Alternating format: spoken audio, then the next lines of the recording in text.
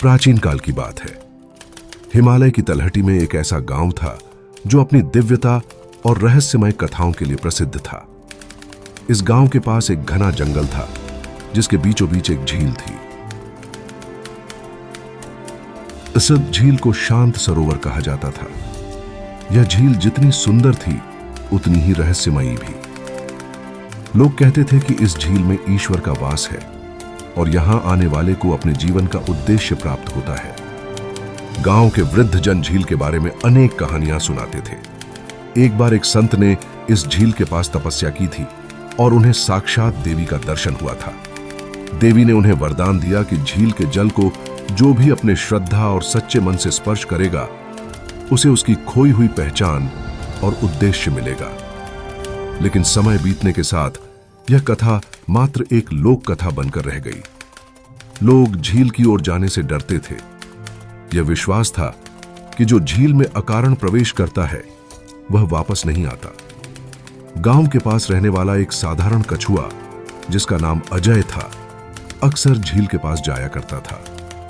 वह झील के किनारे बैठकर पानी को निहारता और सोचा करता, इस झील का रहस्य क्या है? क्या यह सचमुच दिव्य है? अजय साधारण कछुआ था।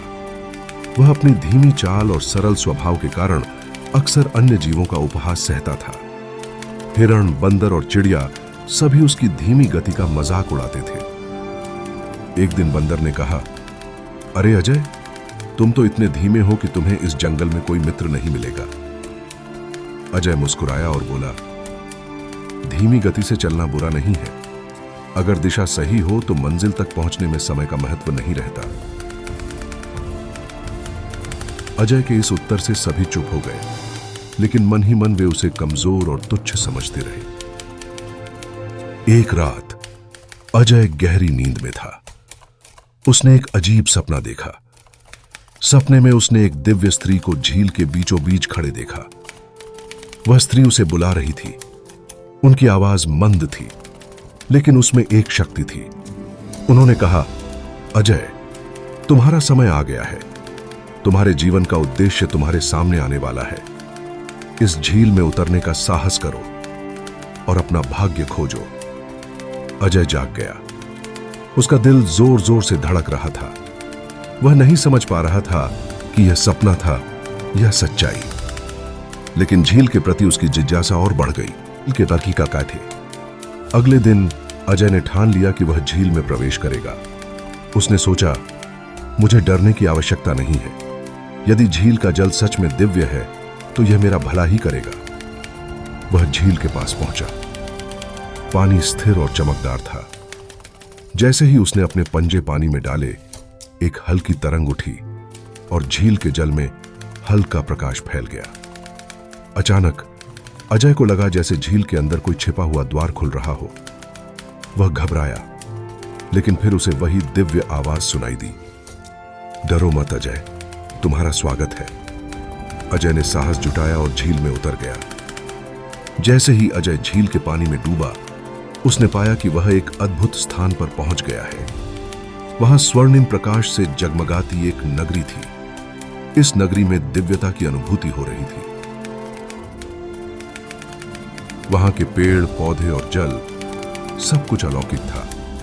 उसने देखा कि एक सुंदर स्त्री उसके सामने खड़ी है। वह देवी देवमाया थी। उन्होंने कहा, अजय, तुम साधारण नहीं हो। तुम्हारा धैर्य, तुम्हारी सच्चाई और तुम्हारी जिज्ञासा तुम्हें यहां तक लेकर आई है। यह नगरी केवल तुम्हारे लिए प्रकट हुई है। अजय ने पूछा, हे देवी, यह स्थान कौन सा है और मैं यहां क्यों आया हूं? देवमाया मुस्कुराई और बोली, यह स्थान एक रहस्य है जिसे केवल वही प्राणी देख सकता है जो अपनी आत्मा की सच्चाई को पहचानता है। तुम्हारा उद्देश्य तुम्हें यहां लाया है, लेकिन इससे पहले कि तुम इसे प्राप्त करो, तुम्हें कई कठिन परीक्षाओं का सामना करना होगा। अजय को पहली परीक्षा के रूप में अपने डर का सामना करना था। देवमाया ने उसे झील के भीतर एक गुफा में जाने को कहा। गुफा अंधेरी और डरावनी थी। जैसे ही अजय गुफा में पहुंचा, उसे ऐसा लगा कि चारों ओर से सर्प उसे घेर रहे हैं। सर्प फुफकारते हुए बोले, तुम यहां से वापस जाओ, यह स्थान तुम्हारे लिए नहीं है। अजय ने अपने मन को शांत किया और कहा, मैं यहां वापस जाने के लिए नहीं आया। मुझे जो भी कठिनाई आएगी मैं उसका सामना करूंगा।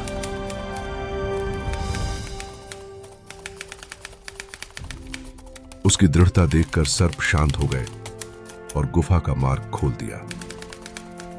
गुफा पार करने के बाद अजय एक विशाल कक्ष में पहुंचा।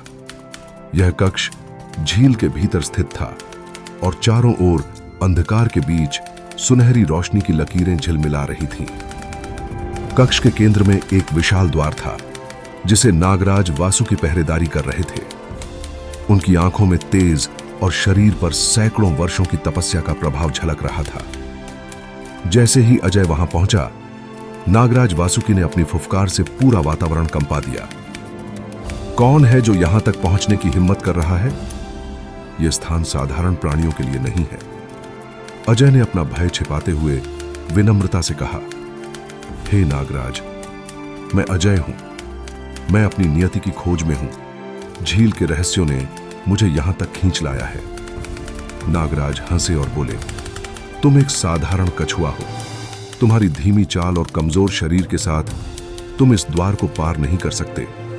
यदि तुम आगे बढ़ना चाहते हो तो तुम्हें मेरी चुनौती स्वीकार करनी होगी। नागराज ने अपनी पूंछ से कक्ष के केंद्र में एक रहस्यमय ज्यामितीय आकृति खींची।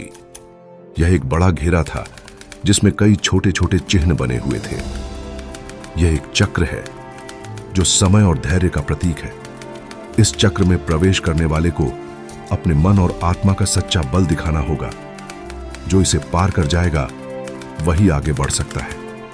अजय ने बिना किसी झिझक के चक्र के भीतर कदम रखा। नागराज बोले, सुनो कछुए, यह चक्र तुम्हारे धैर्य और आत्मविश्वास की परीक्षा है। यहां तुम अपने सबसे बड़े डर और अपनी कमजोरी का सामना करोगे। यदि तुम डगमगाए तो यह चक्र तुम्हें भस्म कर देगा। अजय ने अपनी आंखें बंद की और मन ही मन भगवान विष्णु का स्मरण किया। उसने ठान लिया कि वह किसी भी परिस्थिति में हार नहीं मानेगा। जैसे ही अजय ने चक्र में प्रवेश किया, उसे अचानक ऐसा महसूस हुआ जैसे वह एक नए संसार में पहुंच गया हो। वह चारों ओर झील के पानी में डूबा हुआ था। पानी के भीतर अंधकार था और धीरे धीरे उसे अपनी सांसें टूटती हुई महसूस हुई। उसके कानों में एक आवाज गूंजी, अजय, तुम कितने धीमे हो। तुम्हारी गति ही तुम्हारी सबसे बड़ी कमजोरी है। क्या तुम इस परीक्षा को पार कर पाओगे? अजय ने अपनी धीमी चाल और कमजोर शरीर पर होने वाले मजाक को याद किया, लेकिन उसने स्वयं को संभालते हुए कहा, धीमी चाल कमजोरी नहीं है, यह मेरे धैर्य का प्रतीक है। मैं जल्दबाजी में नहीं बल्कि सही दिशा में चलना चाहता हूं। जैसे ही उसने यह स्वीकार किया, पानी का दबाव कम हो गया और उसने पाया कि वह फिर से शुद्ध हवा में सांस ले सकता है। चक्र की दूसरी परीक्षा उसके विश्वास की थी। उसे ऐसा दृश्य दिखाया गया जहां झील के बाहर उसके साथी कछुए और अन्य जीव उसकी मृत्यु का मजाक उड़ा रहे थे। देखो, अजय ने खुद को महान समझा और झील में चला गया। अब वह कभी वापस नहीं आएगा। अजय के मन में एक पल के लिए संदेह जागा, क्या वह सच में इस यात्रा के लायक था? लेकिन तुरंत उसने अपनी आत्मा को दृढ़ किया और कहा, लोग क्या सोचते हैं यह मेरे नियंत्रण में नहीं, लेकिन मैं अपने जीवन का उद्देश्य जानने के लिए यहां हूं और मैं तब तक नहीं रुकूंगा जब तक इसे पूरा न कर लूं। अचानक चक्र की रेखाएं प्रकाश से चमकने लगीं और एक अद्भुत ऊर्जा ने अजय को घेर लिया। चक्र के सभी चिन्ह विलीन हो गए और वह पुनः नागराज वासुकी के सामने खड़ा था। वासुकी ने अपनी आंखों को बंद किया और अजय के सामने झुके। हे अजय, तुमने अपनी सत्यनिष्ठा और धैर्य से यह चुनौती पार कर ली। तुम साधारण प्राणी नहीं हो। तुम में वह शक्ति है जो इस झील के रहस्य को उजागर कर सकती है। तुम्हें आगे बढ़ने का अधिकार है।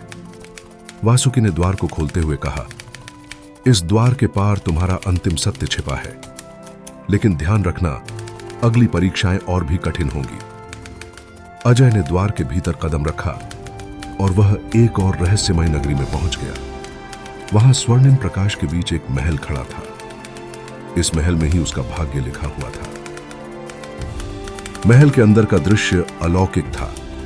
चारों ओर दिव्य रोशनी फैली हुई थी। दीवारों पर सुंदर चित्र बने थे जो किसी प्राचीन कथा को बयान कर रहे थे।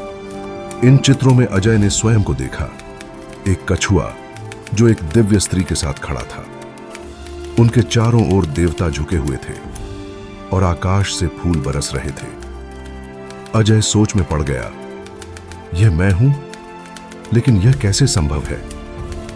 उसके सामने एक विशाल पुस्तक रखी थी। यह पुस्तक सुनहरी धातु से बनी हुई थी और उसके ऊपर संस्कृत में लिखा था, जीवन का सार और नियति का सत्य। अजय ने पुस्तक को खोलने का प्रयास किया, लेकिन वह भारी और स्थिर थी।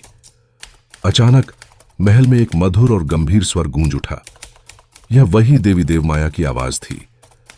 अजय, यह पुस्तक हर किसी के लिए नहीं खुलती। इसे केवल वही खोल सकता है जो सत्य को जानने का साहस रखता है और उसे स्वीकार करने की क्षमता रखता है।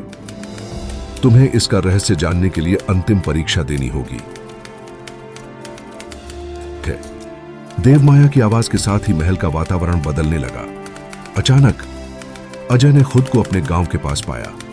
उसने देखा कि झील सूख रही थी और पूरा जंगल जलने के कगार पर था। गांव के सभी जीव चीख पुकार कर रहे थे।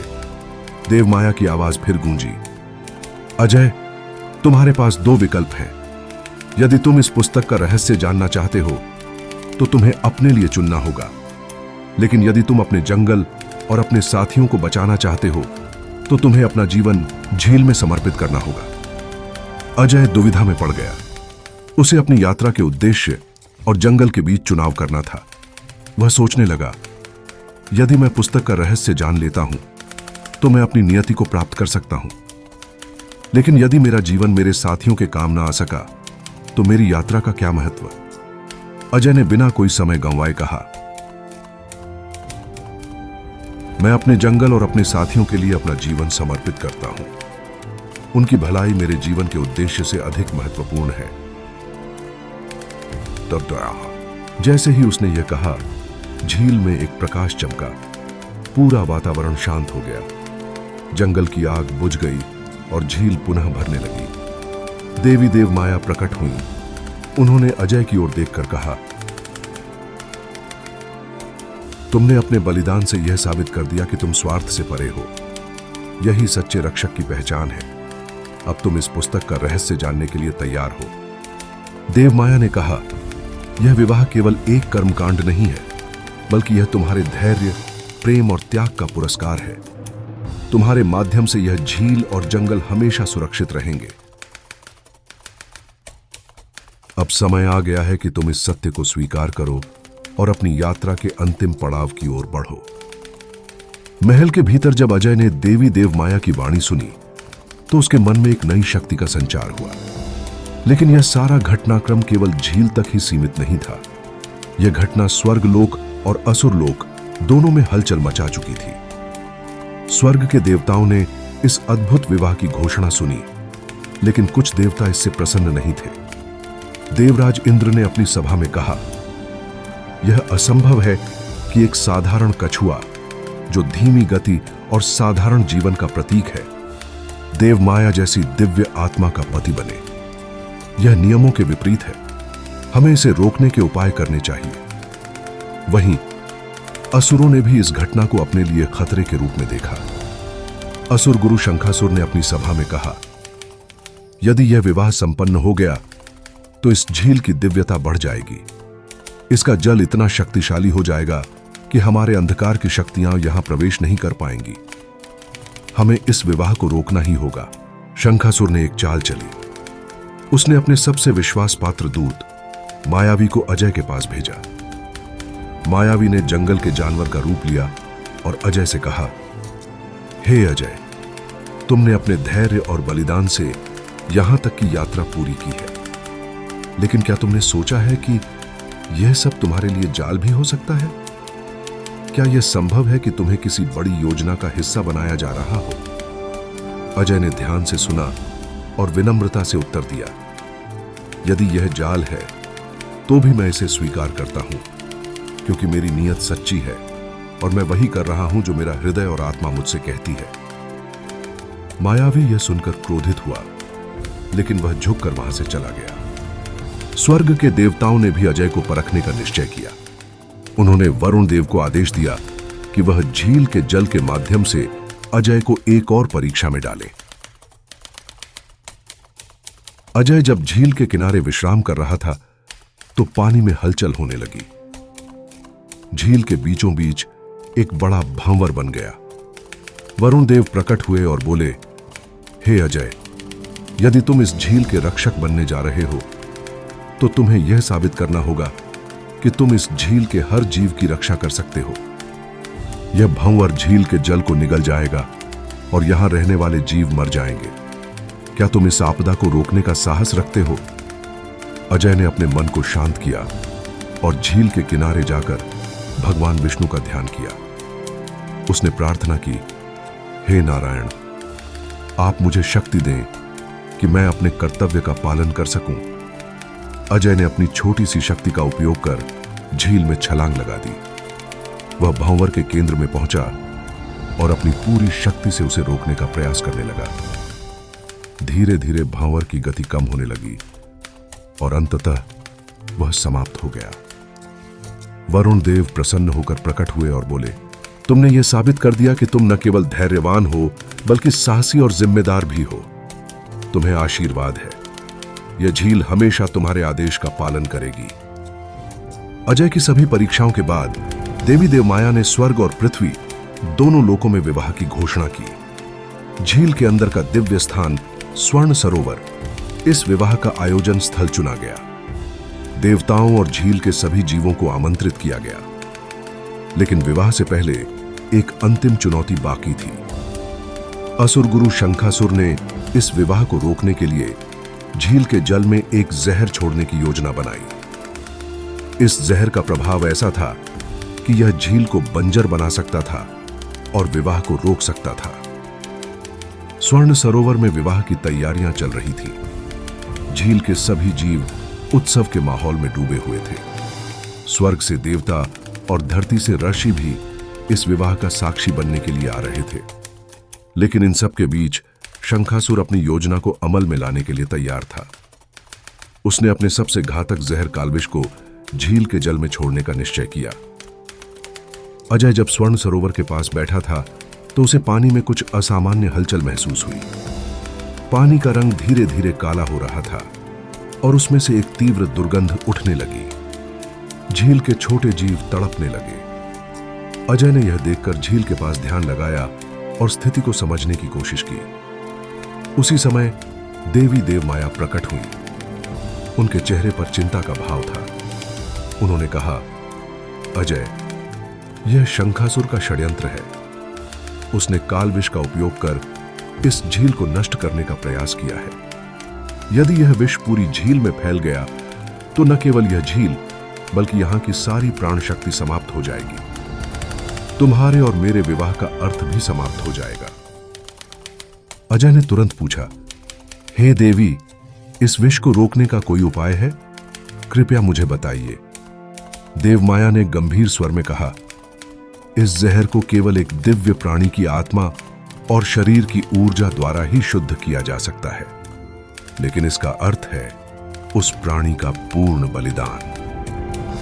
अजय बिना किसी झिझक के बोला, यदि मेरा बलिदान इस झील, इसके जीवों और इस विवाह को बचा सकता है तो मैं तैयार हूं। मेरा जीवन इस झील के लिए ही समर्पित है। अजय की इस निस्वार्थ भावना से स्वर्ग के देवता भी प्रभावित हुए।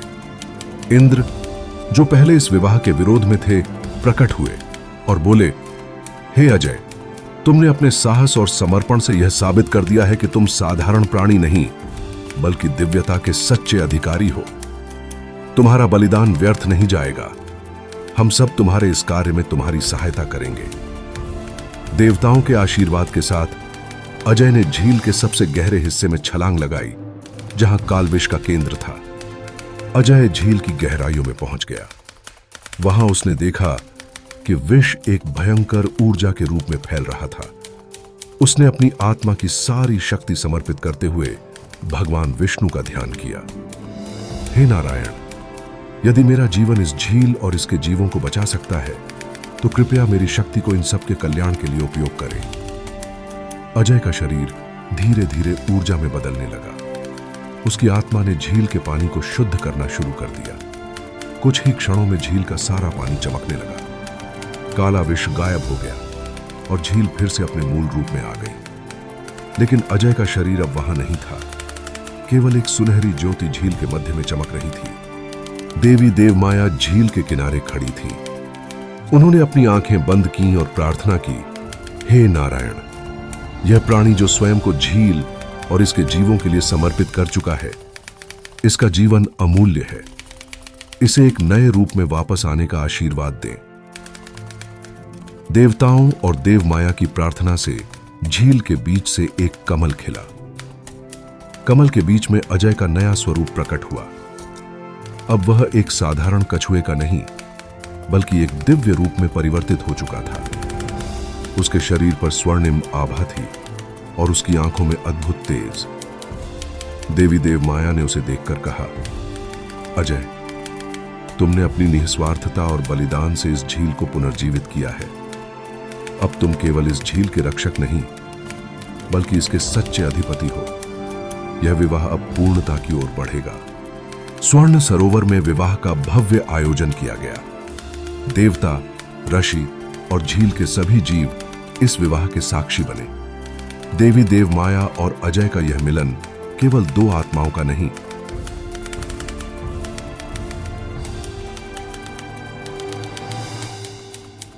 प्रकृति और दिव्यता के समन्वय का प्रतीक बन गया। इस विवाह के बाद झील को देव झील के रूप में जाना गया और यह अमरता और शांति का प्रतीक बन गई।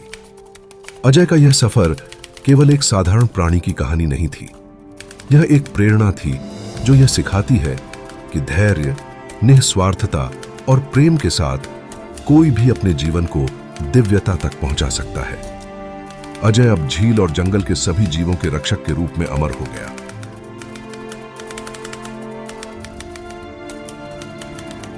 प्रिय दर्शकों, अगर यह कहानी आपके दिल को छू गई हो तो हमारा प्रयास सफल हुआ। इस कहानी को बनाने में हमने आपके मनोरंजन और प्रेरणा का विशेष ध्यान रखा है।